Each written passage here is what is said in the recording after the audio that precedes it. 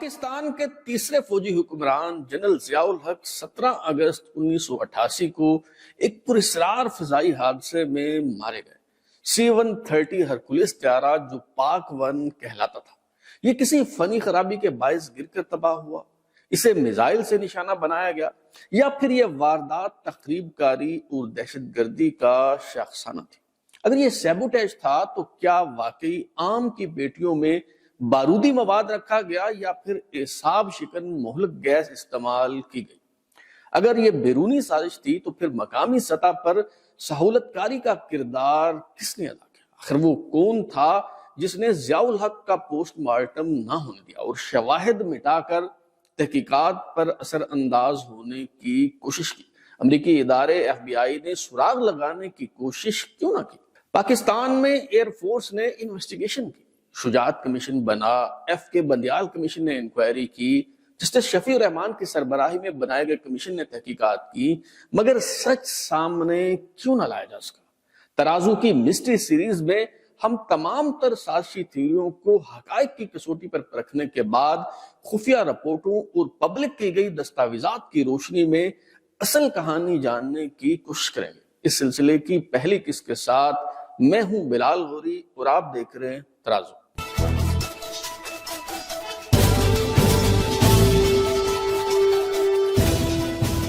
پاکستان نے چین کے تعاون سے الخالد ٹینک کے 3 نمونے تیار کیے تھے۔ یہ ٹینک اور اس کے مقابلے میں American Abraham tank M1A1 Bahawalpur کے قریب خیرپور ٹامے والی رینج میں لائے گئے، جہاں ان کا ٹرائل ہونا تھا۔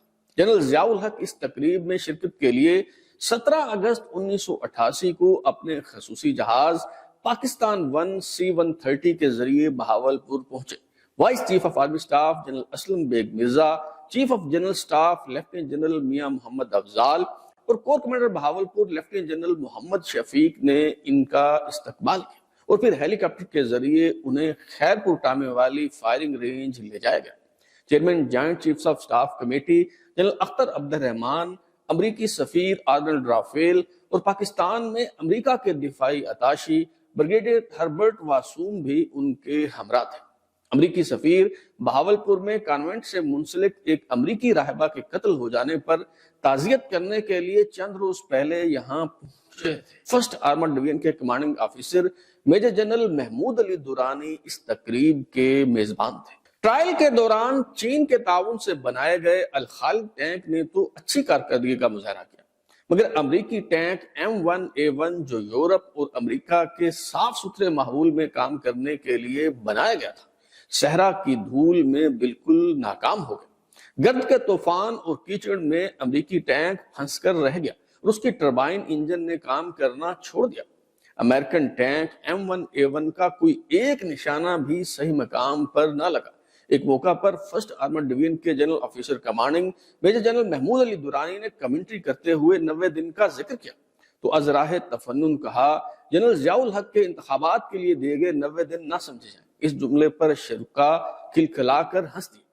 جنرل ضیاء الحق بہاولپور سے واپس اسلام آباد روانہ ہونے لگے تو انہوں نے امریکی سفیر آرنلڈ رافیل اور دفاعی اتاشی بریگیڈیئر ہربرٹ واسوم کو اپنے ساتھ بیٹھنے کی دعوت دی، جو انہوں نے کچھ ہچکچاہٹ کے بعد قبول کر لی۔ انہوں نے vice chief of army staff general Aslam Beg Mirza کو بھی ساتھ چلنے کی دعوت دی، مگر جنرل بیگ نے معذرت کرتے ہوئے کہا کہ وہ جس جیٹ طیارے سے آئے ہیں اسی میں واپس جائیں گے۔ جنرل بیگ خوش قسمت تھے کہ انہوں نے یہ دعوت ٹھکرا دی، ورنہ CGS لیفٹیننٹ جنرل افضال، جنہوں نے اگلے روز PIA کی فلائٹ سے واپس جانا تھا اور ان کی سیٹ بھی بک تھی، انہوں نے ضیاء الحق کی دعوت قبول کر کے دراصل دائی اجل کو لبیک کہہ دیا۔ جنرل ضیاء الحق کے ساتھ ان کے خصوصی طیارے پاک 1 میں chairman joint chiefs of staff committee general Akhtar عبد الرحمان کے علاوہ دیگر کئی سینئر فوجی افسر بھی سوار تھے۔ CGS lieutenant general Mian Muhammad Afzal, Jhelum میں 23ویں ڈویژن کو کمانڈ کرنے والے میجر جنرل محمد حسین آوان، میجر جنرل عبد السمیع، میجر جنرل خواجہ معین الدین، میجر جنرل شریف ناصر، DGI SPR بریگیڈیئر صدیق سالک، ضیاء الحق کے ملٹری سیکرٹری بریگیڈیئر نجیب، بریگیڈیئر محمد لطیف، بریگیڈیئر عبد المجید، کرنل صفدر محمود اور کیپٹن رانا زاہد فاروق سمیت 29 افراد اس C-130 طیارے میں سفر کر رہے تھے۔ جنرل ضیاء الحق کے خصوصی طیارے پاک 1 نے 3:46 پر اڑان بھری۔ موسم صاف تھا، حد نگاہ 5 کلومیٹر تھی، جو بہترین خیال کی جاتی ہے۔ طیارے کو پاک فضائیہ کے پائلٹ ونگ کمانڈر مشہود حسن اور معاون پائلٹ فلائٹ لیفٹیننٹ ساجد حسین اڑا رہے تھے۔ یہ پرواز جہاز پر سوار تمام افراد کا آخری سفر ثابت ہوئی۔ دریائے ستلج کنارے بستی لال کمال کے قریب عینی شاہدین نے دیکھا کہ ایک جہاز یوں ہچکولے لے رہا ہے جیسے کسی نادیدہ رول کوسٹر پر سوار ہو۔ تیسرا جھٹکا کھانے کے بعد جہاز نیچے ریت پر آ گیا اور اس میں آگ لگ گئی۔ ٹیک آف کرنے کے 6 منٹ بعد یہ طیارہ 3:51 پر بہاولپور ایئرپورٹ سے محض 7.5 ناٹیکل مائلز کے فاصلے پر تباہ ہو چکا تھا۔ Vice chief of army staff general Aslam Beg Mirza کو ان کے پائلٹ کرنل سید منہاج علی نے پریشانی کے عالم میں بتایا کہ پاک 1 سے رابطہ نہیں ہو رہا۔ اگلے ہی لمحے انہیں نیچے زمین پر دھوئیں اور آگ کے شعلے بلند ہوتے دکھائی دیے۔ ایک فوجی ہیلی کاپٹر جو ملتان جا رہا تھا پہلے ہی وہاں اترتا دکھائی دیا۔ جائے حادثہ کے فضائی جائزہ سے معلوم ہوا کہ وہاں سب کچھ تباہ و برباد ہو چکا ہے، تو جنرل اسلم بیگ مرزا نے وہاں رکنے کے بجائے راولپنڈی پہنچنے کا حکم دیا تاکہ جنرل ضیاء الحق کی موت سے پیدا ہونے والے خلا کو پر کیا جا سکے۔ پاکستان بحریہ کے سربراہ ایڈمرل افتخار احمد سروہی 17 اگست 1988 کی صبح کراچی سے براستہ سنگاپور ہانگ کانگ پہنچے تھے تاکہ جنوبی کوریا کا دورہ کرنے کے بعد امریکہ جا سکے۔ ہانگ کانگ میں ایڈمرل افتخار احمد سروہی کو جنرل ضیاء الحق کا طیارہ تباہ ہونے کی خبر ملی تو وہ واپس پاکستان روانہ ہو گئے تاکہ 19 اگست کو جنرل ضیاء الحق اور جنرل اختر عبد الرحمان کی آخری رسومات میں شریک ہو سکے۔ جنرل ضیاء الحق کے chief of staff lieutenant general Rafaqat اور deputy military secretary lieutenant colonel Ajaib حادثے کی خبر ملتے ہی ایوان صدر پہنچ گئے اور تمام وزراء اعلیٰ اور گورنروں اور وفاقی وزراء کو صورتحال سے آگاہ کیا۔ چیئرمین سینٹ غلام اسحاق خان جو آئین کے مطابق اب سربراہ ریاست تھے، انہیں ٹیلی فون کر کے ایوان صدر پہنچنے کو کہا گیا۔ غلام اسحاق خان نے کہا میرے پاس کوئی سواری نہیں ہے، کوئی گاڑی بھجوا دیں۔ لیفٹیننٹ جنرل رفاقت نے کہا کہ آپ ٹیکسی لے کر ادھر آ جائیں۔ ادھر جی ایچ کیو میں vice chief of army staff general Aslam Beg Mirza کی قیادت میں فوجی قیادت سر جوڑ کر بیٹھے تھے۔ لیفٹیننٹ جنرل رفاقت کو بھی جی ایچ کیو میں ہی بلا لیا گیا۔ وہ اپنے سٹاف کو یہ کہہ کر نکل گئے کہ غلام اسحاق خان اگر آئیں تو انہیں بھی جی ایچ کیو بھجوا دیا جائے۔ وہاں D G I S I lieutenant general Hamid Gul, air chief marshal Hakimullah Khan دورانی، پاکستان بحریہ کے وائس چیف اور دیگر عسکری حکام موجود تھے۔ سر غلام اسحاق خان بھی ایوان صدر سے ہوتے ہوئے جی ایچ کیو پہنچ گئے۔ طے ہوا کہ آئین کے مطابق غلام اسحاق خان قائم مقام صدر کا منصب سنبھالے۔ چنانچہ جنرل اسلم بیگ مرزا اور دیگر حکام صدر غلام اسحاق خان کے ساتھ ایوان صدر پہنچ گئے۔ یہ فیصلہ کیسے ہوا، اس تفصیل میں جائے بغیر ہم آگے بڑھتے ہیں۔ جنرل ضیاء الحق کے فرزند اعجاز الحق کینیڈا کے شہر ٹورنٹو میں اپنے خواہر نسبتی کے ہاں قیام پذیر تھے۔ جنرل اختر عبد الرحمان کے بیٹے غازی اختر خان اور اعجاز الحق ہم زلف ہیں کیونکہ ان دونوں کی شادیاں جنرل رحیم الدین کی بیٹیوں سے ہوئی ہیں۔ 17 اگست 1988 کو کینیڈا کے مقامی وقت کے مطابق صبح 10 بجے انہیں جنرل ضیاء الحق کے اے ڈی سیز میں سے ایک کیپٹن پیر محمد نے ٹیلی فون کر کے بتایا کہ جنرل ضیاء الحق کا طیارہ لاپتہ ہو چکا ہے۔ اس وقت تک حادثے اور تمام افراد کی موت کی تصدیق ہو چکی تھی، لیکن شاید اس خبر کی شدت کم کرنے کے لیے یہی کہنے پر اکتفا کیا گیا کہ طیارے سے رابطہ نہیں ہو پا رہا۔ کچھ ہی دیر بعد اعجاز الحق کے ماموں ڈاکٹر بشارت الہی نے ٹیلی فون کر کے حادثے کی اطلاع دی اور بتایا کہ آپ کے والد اب اس دنیا میں نہیں رہے۔ پی ٹی وی کے نیوز بلیٹن میں جنرل ضیاء الحق کا طیارہ تباہ ہونے کی خبر دی گئی تو اسے حادثہ نہیں بلکہ تخریب کاری قرار دیا گیا۔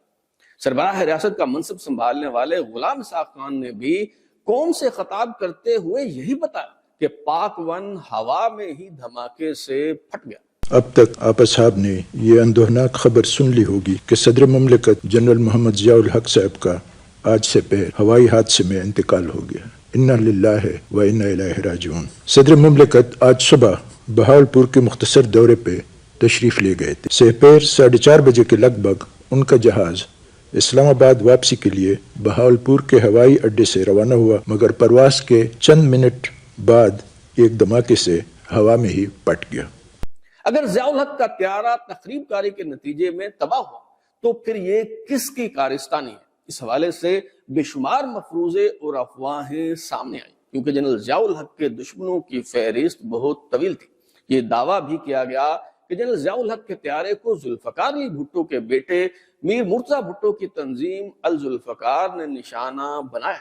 اسی طرح یہ بھی کہا گیا کہ ضیاء الحق کی موت شیعہ کمیونٹی کے خلاف انتقامی کارروائیوں کا رد عمل ہے، اور پاک ون کے پائلٹ جو شیعہ تھے انہوں نے جان بوجھ کر جہاز کو تباہ کیا۔ روسی خفیہ ادارے خاد کی طرف بھی انگلیاں اٹھی اور کہا گیا کہ جہاد افغانستان میں سوویت یونین کی شکست کا بدلہ لیا گیا۔ اسی طرح امریکی خفیہ اداروں کے ملوث ہونے کا شبہ ظاہر کیا گیا اور معلوم ہوا کہ عام کی پیٹیوں میں دھماکہ خیز مواد رکھا گیا تھا۔ ایک طرف بھارتی خفیہ ادارے را کے روسی سیکرٹ سروس خاد سے گٹھ جوڑ کا خدشہ سامنے آیا، تو دوسری طرف یہ بھی کہا گیا کہ جنرل ضیاء الحق بھارتی وزیر اعظم راجیو گاندھی سے مل کر مسئلہ کشمیر کو حل کرنے کی طرف آگے بڑھ رہے تھے، اس لیے ان دونوں کو راستے سے ہٹا دیا گیا۔ مقامی سطح پر جنرل اسلم بیگ مرزا سمیت افواج پاکستان کے بعض افسروں کو بھی شک کے دائرے میں کھڑا کیا گیا۔ ہم ان سب پہلوؤں پر ایک ایک کر کے بات کریں گے اور یہ جاننے کی کوشش کریں گے کہ آخر یہ کیسے ہوا، مگر دست قاتل کا سراغ لگانے سے پہلے طریقہ واردات کا کھوج لگانے اور یہ جاننے کی کوشش کرتے ہیں کہ آخر سبوتاژ یا تخریب کاری کی یہ واردات پایہ تکمیل تک کیسے پہنچی۔ پاک ون کی بہاولپور ایئرپورٹ سے روانگی کے بعد ایک بار ایئر ٹریفک کنٹرول سے رابطہ ہوا، جب پائلٹ کی طرف سے کہا گیا stand by. Pilot wing commander Mashhood Hasan کی آواز میں تناؤ تھا۔ اس کے بعد کسی نے بہت دھیمے انداز میں بامشکل پائلٹ کو آواز دی، مشہود مشہود۔ اس وقت فضا میں موجود دیگر فوجی طیارے جو پاک ون سے رابطہ کرنے کی کوشش کر رہے تھے اور انہوں نے یہ آواز سنی، ان کا خیال ہے کہ یہ آواز صدر ضیاء الحق کے ملٹری سیکرٹری بریگیڈیئر نجیب کی تھی۔ C-130 طیارے میں کاکپٹ وائس ریکارڈر یا پھر فلائٹ ڈیٹا ریکارڈر نصب ہوتا تو یہ گتھی بآسانی سلجھائی جا سکتی، لیکن حیرت انگیز بات یہ ہے کہ اس VVIP طیارے میں بلیک باکس موجود نہیں تھا۔ بریگیڈیئر نجیب کی آواز سنائی دینے کا مطلب یہ ہے کہ پائلٹ نے پش ٹو ٹاک بٹن دبایا مگر انہیں بات کرنے کی مہلت نہ ملی۔ سوال یہ ہے کہ اگر یہ بٹن دبایا گیا تو پھر جہاز میں موجود دیگر مسافروں کی آوازیں سنائی کیوں نہ دی؟ اگر کوئی کاکپٹ میں آ کر جہاز کا کنٹرول حاصل کرنے کی کوشش کرتا تو لڑائی جھگڑا ہوتا، شور شرابے کی آواز سنائی دیتی۔ بالفرض یہ تخریب کاری کی واردات نہیں تھی، جہاز کسی تکنیکی خرابی کے باعث گر رہا تھا، تو ایسی صورت میں بھی مسافروں کے چیخنے چلانے کی آواز سنائی دیتی۔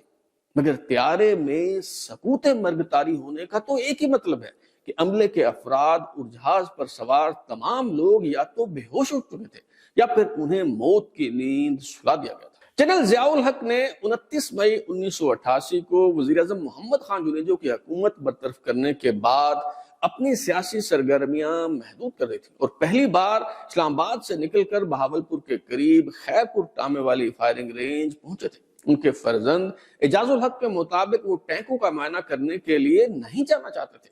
اس تقریب میں ان کی شرکت ضروری بھی نہیں تھی، مگر فرسٹ آرمرڈ ڈویژن کے general officer commanding major general Mahmood Ali Durrani نے 16 مرتبہ ٹیلی فون کر کے انہیں وہاں آنے پر آمادہ کیا۔ میجر جنرل محمود علی درانی امریکہ میں پاکستان کے دفاعی اتاشی کے طور پر تعینات رہے اور پھر جنرل ضیاء الحق کے ملٹری سیکرٹری کے طور پر خدمات سر انجام دی۔ یہی وجہ ہے کہ وہ بیک وقت امریکیوں اور جنرل ضیاء الحق کے قریب تھے۔ اسی پس منظر کی وجہ سے میجر جنرل محمود علی درانی کو بھی شک کے دائرے میں کھڑا کیا گیا۔ یہ وہی major general retired Mahmood Ali Durrani ہیں جنہیں جنرل پرویز مشرف نے امریکہ میں پاکستان کے سفیر کے طور پر تعینات کیا اور پھر وزیر اعظم یوسف رضا گیلانی نے انہیں قومی سلامتی کا مشیر بنایا، مگر جب انہوں نے میڈیا میں یہ بیان دیا کہ بمبئی حملوں کے مرکزی ملزم اجمل قصاب کا تعلق پاکستان سے تو انہیں اس منصب سے برطرف کر دیا گیا۔ جنرل خالد محمود عارف، جن کا شمار جنرل ضیاء الحق کے قریبی ساتھیوں میں ہوتا ہے، وہ اپنی کتاب ورکنگ ود ضیاء میں لکھتے ہیں فرسٹ آرمرڈ ڈویژن نے 17 اگست 1988 کا دن ٹرائل کے لیے مقرر کیا۔ یہ تاریخ فرسٹ آرمرڈ ڈویژن کی طرف سے آرمرڈ ڈائریکٹوریٹ کو بھیجی گئی اور صدر کی آمد کے بارے میں توثیق مانگی گئی۔ لگتا یوں ہے کہ منتخب تاریخ یعنی 17 اگست آرمرڈ کور کے ڈائریکٹر جنرل میجر جنرل روشن اعجاز کے لیے موزوں نہ تھی۔ اس کی وجہ یہ تھی کہ یہ تاریخ ماہ محرم الحرام میں آ رہی تھی اور روشن اعجاز پکے اہل تشیع تھے اور محرم الحرام کی پہلی 10 راتوں میں مجالس اوضاع میں باقاعدگی سے شریک ہوتے تھے۔ 17 اگست کو 3 محرم الحرام کا دن تھا اور شاید یہی سبب تھا کہ جنرل روشن اعجاز نے عمدن تاخیری حربوں سے کام لیا۔ ان کو شاید توقع تھی کہ اس طرح یہ ٹرائل شاید 10ویں محرم کے بعد منعقد ہو۔ انہوں نے میجر جنرل محمود علی درانی کو یہ کہہ کر ٹال دیا کہ کیس صدر کے سیکریٹریٹ کو بھیجا ہوا ہے اور جواب کا انتظار ہے۔ ٹرائل کی تاریخ قریب آتی گئی تو میجر جنرل محمود علی درانی کو فکر لاحق ہوئی اور انہوں نے گھبراہٹ کے عالم میں صدر کے ملٹری سیکرٹری بریگیڈیئر نجیب سے رابطہ کیا اور پوچھا کہ ٹرائل دیکھنے کے لیے صدر مملکت کا پروگرام کب تک تشکیل ہو جائے گا۔ ملٹری سیکرٹری نے حیرت کا اظہار کرتے ہوئے بتایا کہ آرمرڈ ڈائریکٹوریٹ کی طرف سے ایسی کوئی سمری دراصل بھیجی ہی نہیں گئی، تو صدر کی فراغت یا عدم فراغت چہ میں نہیں درد۔ درانی نے نجیب سے پوچھا کیا 17 اگست کی تاریخ موزوں رہے گی؟ انہوں نے اسبات میں جواب دیا تو یہ تاریخ فائنل ہو گئی۔ سابق آرمی چیف جنرل ضیاء الحق کی طیارہ حادثے میں پراسرار موت کے حوالے سے شروع کیا گیا یہ تحقیقاتی سلسلہ جاری ہے۔ باقی تفصیلات کے لیے اگلی قسط کا انتظار کیجیے۔ اگر آپ اپنی رائے دینا چاہتے ہیں یا پھر کوئی تجویز تو ہمارا واٹس ایپ نمبر 033284105337 دستیاب ہے۔ اپنا فیڈ بیک دیں، لائک کریں، سبسکرائب کرنے کے بعد بیل آئیکن گھنٹی دبائیں اور دیکھتے رہیں ہمارا چینل ترازو۔